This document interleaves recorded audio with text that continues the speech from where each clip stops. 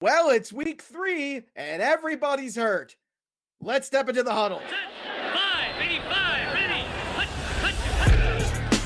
You're listening to the PreSnap podcast brought to you by LineStar App, the top-rated DFS tool set and #1 companion for DraftKings, FanDuel, and Yahoo Daily Fantasy. Go LineStar Premium now at LineStarApp.com. Now here are your hosts, fantasy football experts Joe Pisapia and Scott Bogman. Hey, yo, what's up, everybody? It's me, Joey P, Joe Pisapia, and welcome to the PreSnap right here on the LineStar app. It is me, it is Scott Bogman, and it's you, and we're breaking down the week that was with a quick look at the week ahead in NFL. We're talking DFS courtesy of the LineStar app, so go to that LineStar app right now.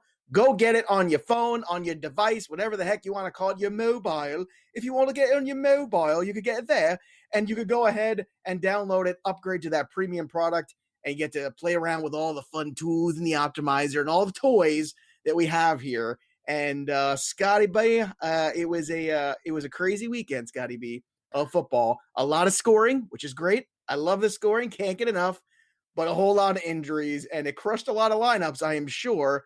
You know, the irony is I didn't really have anybody in DFS that got hurt, but I did have some underperformers, which are unfortunate. Some guys that we liked obviously had some very big days, and once again, you are at the top of the mountain in terms of touchdown calls, and I got to get with the program here because I am falling a couple behind already, and it's only week 2. Yeah, I mean, look, it was, I don't know what song is most appropriate. A lot of people have been doing the Everybody Hurts, Sunday Bloody Sunday, all the different songs that fit for this weekend, but there were a lot of injuries and a lot of points. I think that was the big takeaway from week 2. And yeah, I mean, I think I got lucky a little bit with that David Montgomery touchdown. So, that one scored so fast and so furious. I thought that Vin Diesel was going to show up somewhere. And then DeAndre Hopkins also, I think, scored in the first quarter for the Cardinals. Yes, so, yes. They went real fast. So winning people some gear, winning people some stuff. I'm happy about that, at least. Yeah, and you know what was funny about it too? It's like the guy that I didn't get to score a touchdown was Derrick Henry. What? How did Derrick Henry not get a touchdown?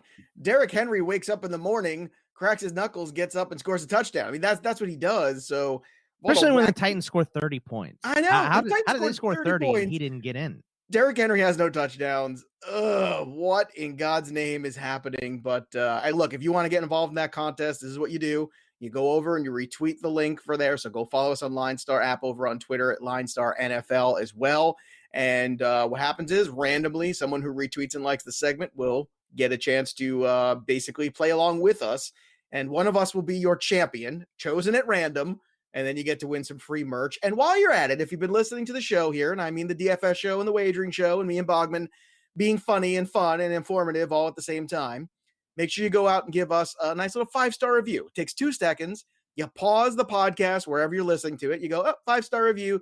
Joe is super handsome and Bogman is even more handsome and smarter. And then boom, there you go. You go back to listening to the podcast and the review is over. I mean, they don't have to be that accurate, but you can say whatever you like about the show. They don't just have to be facts, Joe. Well, that's true. I mean, look, those are the facts, and I want you to stick to the facts. All right. So let's try to get an idea of all the craziness that happened, obviously, in week 2, and we've got a ton of injuries. And I think the biggest takeaway for me here is going to be going forward is there's going to all of a sudden be a lot of new names out there, right? Because you're going to have names like Mike Davis popping up. You've got, I just saw this on my phone literally this second, that Devonta Freeman is expected to land with the Giants. Now, he's not going to be productive this week, but I guess here's the point. The point is there's going to be a lot of new names. You see Jerick McKinnon, you're going to see Darrell Henderson, and I think there's going to be a lot of traps going forward into week 3. That's just kind of my initial instinct. Do you kind of agree with that sentiment? Admiral Akbar needs to show up to warn us. That is I think there's going to be a lot of that. I think there's going to be traps with some normal players too. Some regular starters. I mean, not normal players, but I think trappy is probably going to be a pretty good word for week 3. Yeah, it definitely feels like it's going to be that, and the schedule looks like a bunch of overs as well. And it's funny. Last week we were sitting a lot, and we kept going over. And I think part of the reason we're getting the overs is because we're getting a lot less penalties. It's another thing too. You keep seeing the stats coming in on the penalties last 2 weeks, and the refs are putting the whistles away, and it's good. It's fun. But it's something in terms of wagering you have to keep an eye on, Boggs, because not Yeah. only is our defense is still kind of ramping up their wind, and you could see defenses getting kind of tired by the end of the third quarter into the fourth quarter. But man, especially the older ones, you're also starting to see the fact that, without as many calls being made, that all of a sudden, you're just get higher totals right now.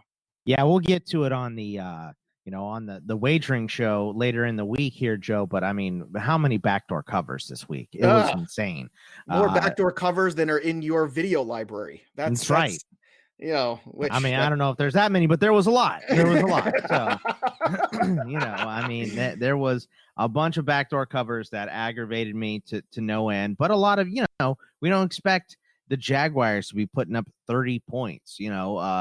Dallas and Atlanta, yeah, we had that one going over, but 79 points, that's ridiculous. Buffalo and Miami had 59 points. These games are going insane. I can't believe the Jets scored 13 points, Joe. It's crazy. Yeah. Well, also the Jaguars have scored over 60 the first 2 weeks of the season. Who are these? And the Patriots, look, I know you're a Patriots fan. I'm not trying to rag on them or anything, but fine. They looked unbelievably pedestrian against Miami. And then they put up 30 points against Seattle, which says a lot about their offense and the way it works. And Seattle's defense looks rough too. So there's some things to pull away that might that can cause some pitfalls for week 3. That's for sure. My big takeaway of first 2 weeks in terms of defenses is that the Chargers defense is for real, and the Tampa Bay defense is pretty good. And if you can even give them anything, remotely in terms of not turning the ball over as much as last year, that defense is going to be very good. What's the more real statement, that Tampa Bay's defense is good or New Orleans offense is just mediocre? Oh, well, look, that's fair. I mean, especially after last night, New Orleans is looking a little old. They're looking a little long in the tooth right now. They're looking a little settled. And the one caveat I'm going to say here is that the Raiders did this to us last year too, if you recall. They played up to their competition and down to their competition. They were basically set to be a playoff team, and then they went out there and crapped the bed against the Jets last year and then lost like the next 3 of the 4 against teams that they all should have won. And that was incredibly frustrating to watch because you thought, oh my God, look, maybe they're making strides and Gruden's turning this thing around. I will say this, the offensive line played very well last night. Darren Waller is a matchup disaster. I would say Carr came back strong after kind of a weak first quarter or so where he was, missing some things, and it was like, okay, you're starting to roll your eyes, same old Carr. And then, then he started to actually make some passes and get the job done. But you're not wrong. The Saints definitely in trouble, and not having Michael Thomas certainly is not helping, dude. Yeah, it was just everything was Kamara. When you think Jared Cook is going to be good, they start throwing to Josh Hill and Adam Troutman as well. So it's like the only guy you can count on in New Orleans at this point is Alvin Kamara with Michael Thomas down. So Thomas just opens everything up. So I do think they'll improve when he comes back. Obviously, it's not breaking news or anything. But right now it's Alvin Kamara, maybe Traquan Smith is startable, and then that's it. Everything else, it's just a big, big mess there. Yeah, it Drew is. Brees and not startable until we see him have a good game. And the other takeaway from week 2 that I would also throw out there is these emerging cheap tight ends that, first was Logan Thomas week 1.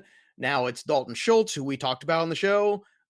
We also, talked about, I know you and I talked about in the Black Book too. We're talking about Drew Sample going forward. I can tell you already, the first lineup I made for FanDuel had Drew Sample in it. I'm going to do it. There's going to be Schultz. It's going to be Sample. Mo Alley Cox had a big game. Reed had a big game. So all of a sudden, there's a lot of was huge. Was very good. Now he's not going to be on the main slate, but yeah, Akins for Houston had 7 catches. So yeah, you're absolutely right. There's a lot of, if you're paying up for a tight end, I don't know if you're doing it right now. There's enough guys that are low down the totem pole in money that can help you out in other positions where you gotta find the cheap tight end you like. It may be a harder decision to find the cheap tight end you like than to spend on the big tight end and find the other spot where you want to, go cheap. So I'm absolutely with you. You will be bottom barreling tight ends for the foreseeable. Well, yeah, well, not only bottom, but also bottom barreling because they're productive. They're getting targets, right? They're active in the offenses, and that's a good thing. So, as far as I'm concerned, right now, that is going into week 3. My approach with that, and I'll tell you what, it's the other takeaway too is Kyler Murray is another thing to one to grow on is running amok everywhere, and I don't know why you're going to spend up for Lamar Jackson when you can get Kyler Murray. Because he seems to have basically the same upside right now. Yeah. And you're hearing MVP chatter about him. Kyler Murray is an absolute stud. And I never understood why people thought Hopkins wasn't going to be as good moving from Houston dumb to Arizona. Is that it? But so when many that trade happened, it. You want to listen to something funny.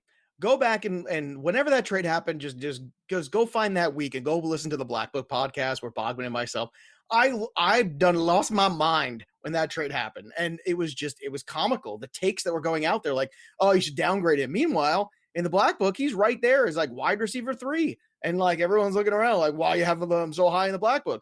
Gee, I don't know. Because he's like one of the top 3 wide receivers on the planet. And now he's getting to play with another very athletic quarterback in an offense that runs a ton of plays with a bad defense. That sounds great to me. Yeah, even if the quarterback wasn't Kyler Murray, they're still going to throw the ball 50 times a game or whatever ridiculous number they keep hitting with Kingsbury. That's his offense. That's how it rolls. So I just never understood. I mean, Murray threw 38 passes last week, but it's because they were up most of the game. They had to run at some point, but it was 40 the week before. Like, you're hitting a minimum of, it seems about 40 passes a game from Kyler Murray. And I get, the most targets out of anyone because he's by far the best offensive player on that team. And I like Drake and I like Murray, but Hopkins is a Hall of Famer. So he's going to keep getting the rock, and they're going to have to put 2 guys on him at some point, and then they're going to have to start going to Drake and stuff. But for the foreseeable future, Hopkins is a nice buy. Well, I got to say, you know what else is a nice buy? Aaron Jones. And if you listened to the show last week, what did we talk about? We said it's going to go back to being an Aaron Jones show when they get back home. And guess what? It was the Aaron Jones show. And I don't know if this is a hot take or not, but I'm going to say it anyway. Aaron Jones is elite fantasy running back. There you go. I said it. Anybody want to fight me? He was number 2 in PPR last year. Everyone's talking about the touchdown regression. Well, shut up. How about he's just awesome? How about he's just playing well? He's got a good quarterback. I mean, what people like to take things that are good and ruin them all the time. And then they want to take something that was basically good for one moment in time and make it good for forever. Case in point, Josh Gordon, right? And how long has Josh Gordon been living off that one good season he had? Meanwhile, you got a guy like last year, a guy like Aaron Jones, who was brilliant. And the year before, that was our guy too, going into that year. And he kind of showed out by the end of it. It's so frustrating to me. And I was very happy because our boy G-Man J sent me a DK invite to a little private tournament. And I threw a little lineup together on the fly. And guess what? I finished 3rd in it. And guess what? Aaron Jones and Kyler Murray. What up? Money. Money. But look, I mean, we're going forward with no Saquon, with no CMC. Mostert's off the board too. So you're losing running backs quite a bit week over week. And all of a sudden, you look at the board too, and you're going to be losing Aaron Jones on Sunday Night Football. You're going to lose Kamara. You have to start looking at some of these other guys now, and there is some value here in the middle, especially on FanDuel going into this week. So let's start hot taking some of these games, and we're going to go through them right now. Chicago, well, actually, let's start with Thursday night, because even though we're not going to cover that one, Miami at Jacksonville, I can't believe I'm saying this. Everybody was crapping on the game Thursday night last week. I don't want to watch the Browns and the Bengals. I did. It was great. Joe Burrow was so much fun. What a great game that was. Was it perfect? No. It was super entertaining. I think this is going to be entertaining too. I want to see Gardner Minshew and the Jacksonville Jaguars put up another 30 spot. What do you think? Yeah, I mean, I think that's definitely a possibility. I'm interested to see, and I wouldn't buy these guys, but I'm interested to see what is happening with the Miami running backs, because we know Gaskin is now seems to be their guy, but is he their guy because Howard's hamstring is still iffy? Is Howard just the goal line back now? Are they doing a Patriots bit here? Is he Corey Dillon or Harris, or Who was the other loser that just took in 3 touchdowns, didn't do anything else? Who am I forgetting? Oh my God. They've had so many of those guys. Oh my Yeah. God. I got to Google that now because it's going to go ahead. But is this just a classic goal line back, or are they, are they not using him because of the hamstring stuff? Gesicki has been amazing. He's run, I think, Jonas Gray. No, not Jonas Gray. Come on. It was the guy that just took in 3 touchdowns from the one. I thought you Giselle, how do you say his name? Giselle? No, I No. thought you were talking about the Patriots guy. I thought you were talking about Jonas Gray. No, it's the Patriots guy. Mike. Oh, God, this is going to bother me. So, anyway. I thought you meant that old game years ago with that guy that came out of nowhere and scored a bunch of touchdowns and he never saw him again. And I actually had him Gillislee. Oh, Mike That's Gillislee. How you say it. Mike Gillislee. Mike Gillislee. Yeah, he had 3 carries, all from the one with 3 scores, and did nothing else. Like the whole year. It was like game 2 or 3 of that season. That was a couple years ago. But yeah, I mean, James Robinson is going to be fun to watch. Is Chark going to get more involved? Because he's been 3rd in targets on the Jaguars so far. That's a little bit concerning. And he's caught every single one of them. I just want to point that out. He has, but Keelan Cole has a touchdown 2 weeks in a row. So I know, but look, it's a great time to buy low in your season-long leagues on DJ Shark because he's amazeballs. 100%. So, I mean, look, this game is a typical Thursday night game between Jacksonville and Miami. So, it's not going to be the best game ever, but it does have a lot to show. So I am interested in that stuff. All right, next one here, we have Atlanta at home, 0-2 against the Bears. Can the Bears defense slow this Atlanta offense? It feels like Atlanta's going to get a W here finally because, I mean, if there's one team that is the softest 2-0, it's got to be the Bears. I mean, they basically, the Lions handed them a gift literally week 1, and then Saquon Barkley gets hurt in week 2. I mean, unless Matt Ryan gets hurt here, I don't see how they win this football game, but I can tell you what, I'm going to fade, if this is the first time all year, I'm going to pump the brakes a little bit because guess what? Our boy Calvin Ridley's all the way up to 8K now on FanDuel. How about that? Yep. I mean, you score 4 touchdowns in 2 weeks. That'll happen, right? So, you probably have to pump the brakes on Atlanta a little bit. I'm more interested in what is going on with Anthony Miller. I know he dropped a touchdown early in that game, and then he got outsnapped by Mooney and Wims. So I'm looking to see what's going on there. And I think my touchdown call might be Todd Gurley this week. So I'm thinking he needs to get in the end zone. And isn't it funny that Todd Gurley has played more games over the last 2 seasons than Saquon Barkley? And everyone's worried about Gurley. No one was worried about Saquon going into the year. Well, that statement looks very true now. Buffalo Bills are going to host the Rams. Both of these teams have gotten off to very good starts. Look, the Rams have been better than I thought they were going to be, but this is also a team that's caught some good breaks, I would say, in some moments. But that being said, Allen had a phenomenal week. There's no doubt about that. How do you feel about starting him or just running him out there by himself this week, potentially against the Rams? I don't know if he's going to be the best start, so I don't know if I would do it this week, but he has been a stud. I think I'm more willing to play Woods, more willing to play Kupp, and more willing to play Stefan Diggs. Stefan Diggs had 2 good weeks. Everyone was worried about him going to Buffalo. Oh, I was. I definitely was. I'll take a beating on that one. I have 0 shares in season long, but you know what? That's what DFS is for, to right the wrongs of bad drafts. Not that I had bad drafts, but I just don't have any Diggs, and he's been terrific. I didn't see that coming. There's already an injury here. It looks like the starting right guard for the Redskins. I almost did it. For the Washington football team. For the Washington football team is going to be out. Cleveland defense, I think, is in play then a little bit more even than usual against the Washington football team. Chubb and Hunter in play in their own place. The rest of this, I don't know. We'll continue to go on here. Tennessee against Minnesota. So can Ryan Tannehill take the traveling Jonnu Smith show on the road to Minnesota, who looks just awful the first 2 weeks of the season? I mean, awful. Hey, look, A.J. Brown is up in the air again. They were non-committal on his status today as they were talking about it. They said, we're not sure yet. So it doesn't sound very promising for him at all. So I think Jonnu Smith and Corey Davis are going to be the way to go. I couldn't have been more wrong about – I thought Kirk Cousins was going to take that second half against Green Bay and spread it over a whole game against the Colts. And what he did was he reverted back to that first half I That was 2 gonna say, for 4. he spread it. He spread it Yeah. all to all the Colts he could. That's what he did. And spread it all over the field. 3 picks. Kirk Cousins, here you go. Kirk Cousins is like a human super spreader event. You know, they say those things where now with COVID, you can't have everybody all He's together that at one wedding time. they had in New York with he's no that masks. he's that biker rally they had in Texas or whatever that was. That's Kirk Cousins, ladies and gentlemen, the human super spreader. Oh my Lanta. Yeah, I'm not interested in the Vikings offense at all this week. No, and outside of Derrick Henry, I'm just not interested. Dalvin Cook, I'm interested. And last week, if you had Tannehill, look, Tannehill was like our favorite quarterback last week.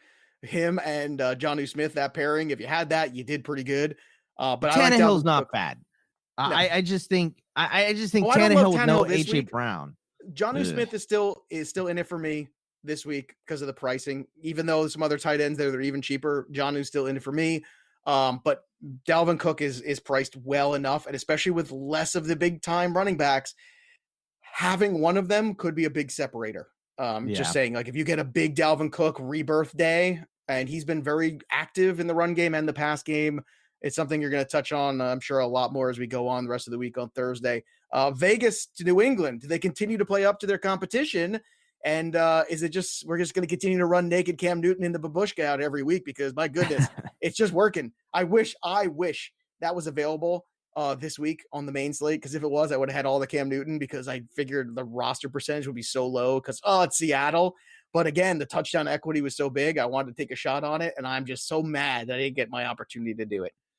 Yeah, he's 100% their goal line back, and he's their best running back too. I mean, obviously what happened with James White was terrible, and we're not sure if he's going to be back this week or not, but Cam is the main guy there. They didn't with James White week 1 against Miami. He had more rush attempts than catches, which only happened 2 times in 2019, which I thought was weird, but it's because this running game has been so unbelievably ineffective so far outside of Cam Newton running the ball. So he's doing everything for them right now. So he's a definite buy possibility.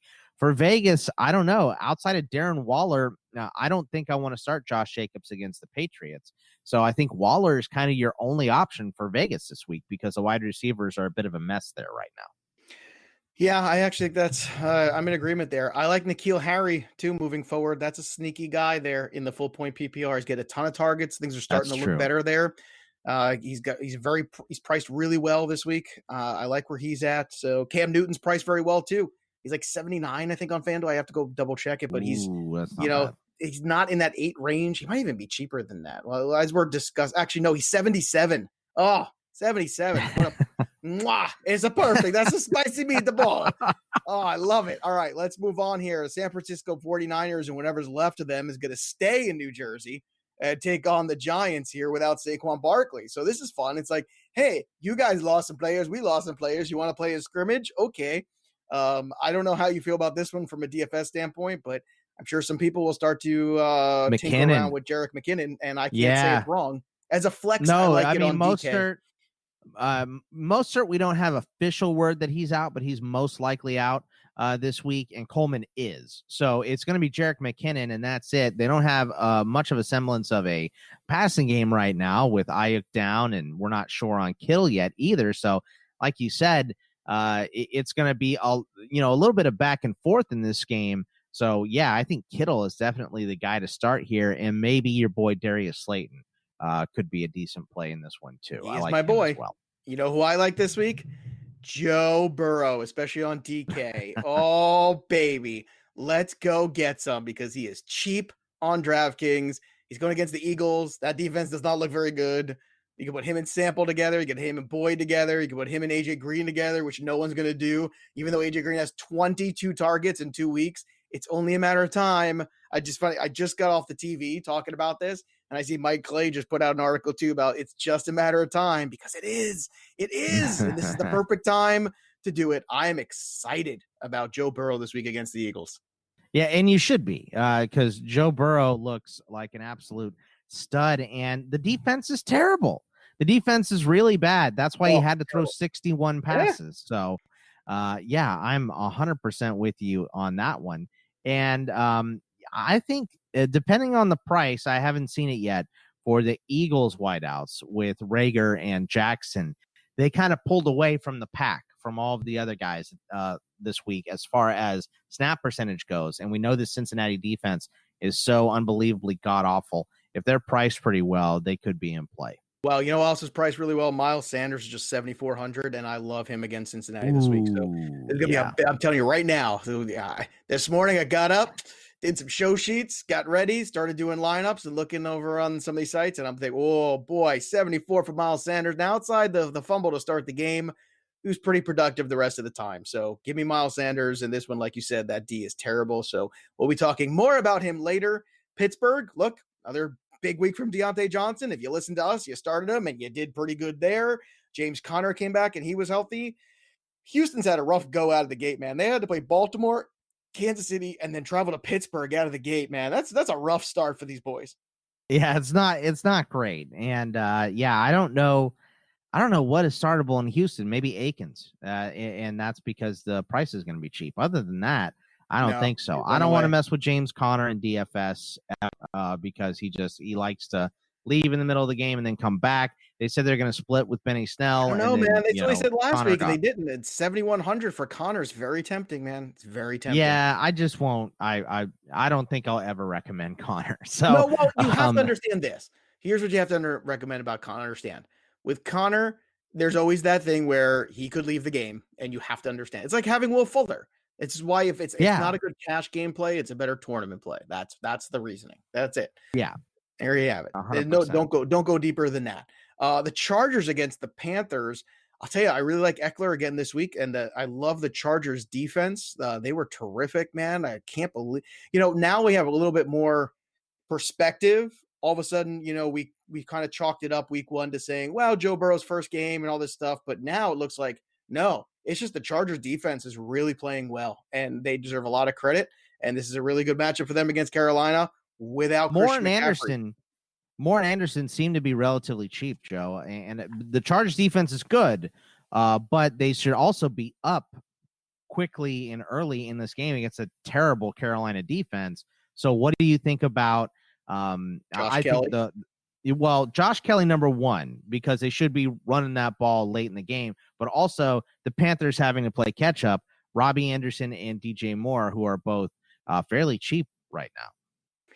Yeah. Oh, look, DJ Moore, especially. And look, Robbie, you know what? I'm going to give Robbie Anderson some love too, which is not something I usually do, but I will say this. I'm going to give he's not playing for the Jets anymore, so it's okay to like him, right? No, well, I liked him more than like you and Welsh sometimes did. But here's what I also came to he's getting a ton of targets. He's got 18 targets, I think, in 2 games or something ridiculous like that. So he's getting opportunities, and it's because they're playing from behind. But I think a lot of people were afraid of, all right, well, what's going to happen here when you come to Teddy Bridgewater offense? He doesn't throw the ball downfield very well, but you know what? He's been okay. So I think you continue with the narrative of what this game's going to be. You also continue with the Colts defense against the Jets and whatever they're going to bring with them to Indianapolis. I love the Colts defense. Look, Buccaneers defense, Colts defense, Chargers defense. Those are the defenses. Maybe Cleveland. There's a lot of defenses in play this week that I think are pretty affordable. But yeah, I got no love for the Jets this week. And Jonathan Taylor was good. I don't know where Nyheim Hines is, but he wasn't at that game yesterday. Dude, what the hell? What was going on with that nonsense? Like Nyheim Hines is your goal line back. He scores the first touchdown of the first Sunday, and then he gets 9 snaps, whatever it was in this game. That was unbelievable. So I think this is a Jonathan Taylor running downhill type of a game.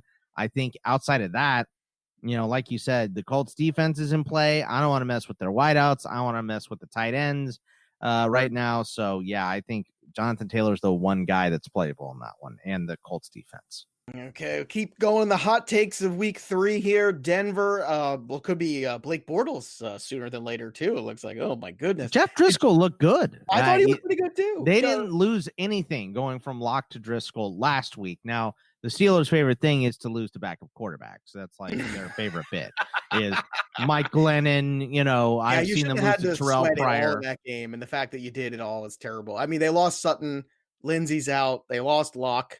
Bud Dupree Judy left and came back. They were down. They were Bud down. Dupree is murdering people. Like, Bud Dupree is just such a beast right now, man. That dude is just out of his mind. But yeah, look, it's hard to get excited about anything in Denver right now, and I can't get excited about any running back against Tampa, so it's a hard pass probably for me. But Tampa did do some things better. Evans looks good. We'll see if Godwin can get healthy. But it is about a man named Leonard Fournette. And I guess the question is, after a really good week 2 from Leonard Fournette, are you worried because, having to go to Denver, that's not the greatest. And Arian said he doesn't know the offense well enough to start yet. So, I mean, he said that, and Leonard Fournette had more snaps than any other running back and was way more effective. But I don't know that I want to go spending my DFS money on him yet. So, yeah, I don't think I can. Let's see one more week. Not against Denver. If you want to get weird, there's crazy upside to it in a multi-entry GPP kind of thing where you want to do it. You want to have one team that's got Leonard Fournette, okay, but we'll get to that more on Thursday. Detroit, Arizona. It's going to be more of the Kyler Murray show for sure, obviously, and Detroit looks lost, man. They get getting up on teams and then just blowing leads. I mean, they're just dreadful. Defense is terrible. Love Arizona this week too, but hey, it's just Dallas versus Seattle. I think the over-under for this game is 174. I'm pretty sure that's that might be low. This is a start everybody. This is just like Dallas and Atlanta last week. We saw Seattle's defense look very, very pedestrian. Now they had a couple guys get booted early in the secondary, but I think you can fire up Lamb. I think you can fire up Cooper. I think, Metcalf and Lockett are, of course, in play here. You mentioned Schultz before, I think is a decent play. Chris Carson is involved regardless. Like I think he has 3 receiving touchdowns and no rushing touchdowns so far. So he's getting involved even when the Seahawks are passing.